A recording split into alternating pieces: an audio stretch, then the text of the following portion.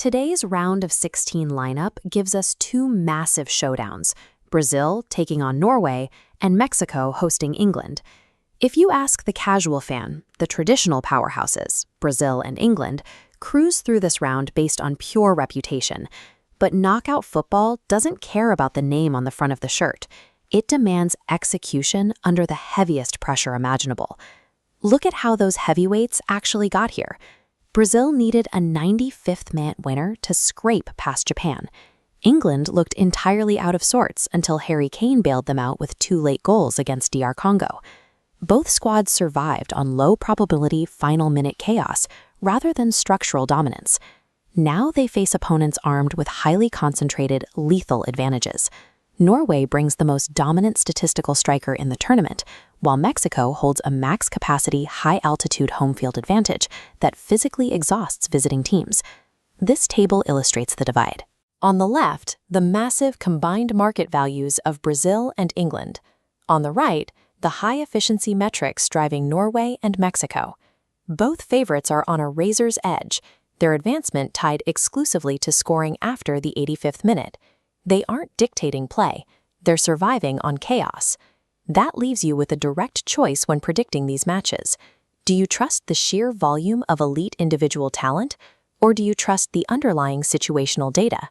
Evaluating knockout matches based purely on historical pedigree ignores how vulnerable these rosters actually are right now. Brand recognition doesn't stop a counterattack. Let's start with Brazil. Against Japan, they struggled to break lines and relied entirely on Gabriel Martinelli finding the net in the 95th minute to dodge a penalty shootout. They were disorganized and disjointed. Now they face Norway, a team that has a bizarre psychological hold over them. Norway has never lost to Brazil in 4 total meetings. That includes a 2-1 victory at the 1998 World Cup. This current Norwegian squad is built entirely around maximizing one specific weapon, Erling Haaland. He already has 5 goals this tournament, carrying the offense almost entirely on his shoulders. This pie chart shows exactly how dependent they are on him. Haaland is responsible for half of Norway's 10 tournament goals. When we convert this into a bar chart comparing expected goals from their match against Ivory Coast, the disparity is glaring. Haaland generated 1.17 expected goals entirely by himself, while the rest of the roster combined for 0.73. This illustrates the tactical trade-off. Norway sacrifices varied attacking patterns for extreme finishing efficiency. The supply lines are predictable because everything is funneled directly to a single point. To prevent an early deficit, Gabriel Magalhães and the Brazilian center-backs have one absolute mandate: sever that specific supply line. If they allow the Norwegian midfield time to look up and pick their passes, Haaland will punish them. Meanwhile, Carlo Ancelotti is dealing with mounting internal pressure.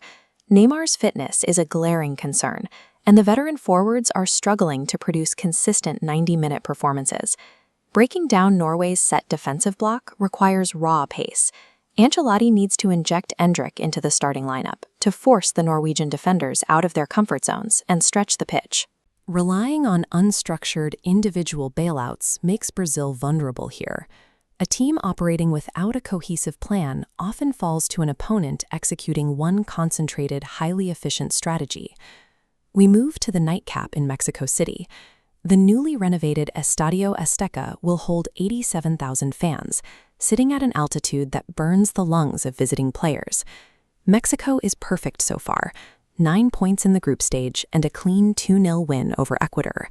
They are chasing El Quinto Partido, the elusive 5th game and first-ever quarterfinal appearance that has haunted this program for decades. That historical weight, combined with 87,000 screaming fans, creates an intensely hostile and completely overwhelming environment for any visiting team. England walks into this trap looking fragile. Harry Kane's closing minute heroics against DR Congo masked deep, systemic tactical flaws in the setup. The midfield lacks rhythm, and the defense looks exposed in transition. To see how this matchup breaks down, look at this scatterplot matrix. We are tracking tactical cohesion against environmental hostility. We plot England right here, in the low cohesion, high hostility quadrant. Their systemic vulnerability is maximized by the sheer chaos of the setting. Now we plot Mexico in the max cohesion, max hostility quadrant. The disparity in situational readiness is massive. They are a well-drilled unit feeding off the pressure. A roster built on individual talent loses its explosive edge as oxygen levels drop. In the high altitude of the Azteca, the physiological recovery time between sprints increases, causing even elite defensive structures to fray under relentless movement. The primary tactical risk for Mexico is pacing. If they expend too much physical and emotional energy frantically chasing the ball in the first 45 minutes, that altitude advantage flips, and late-game fatigue leaves them exposed to Kane. But individual squad talent rarely survives a flawless, high-pressure system operating in a maximum hostility environment. As we evaluate these matches, a consistent pattern emerges.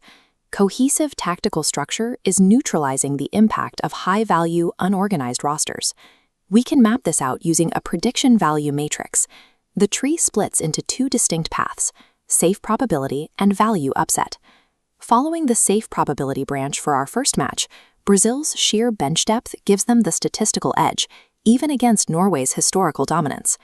Even assuming Erling Haaland meets his expected goals quota and scores, Brazil is projected to absorb that hit and grind out a 2-1 victory in regulation based on the volume of their attacking rotation.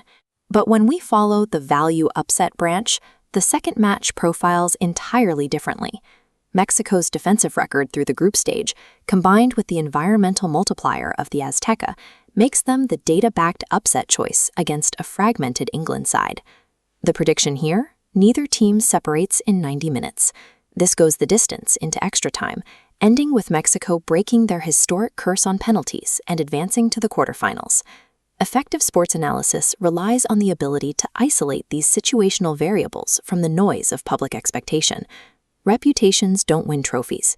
Execution does.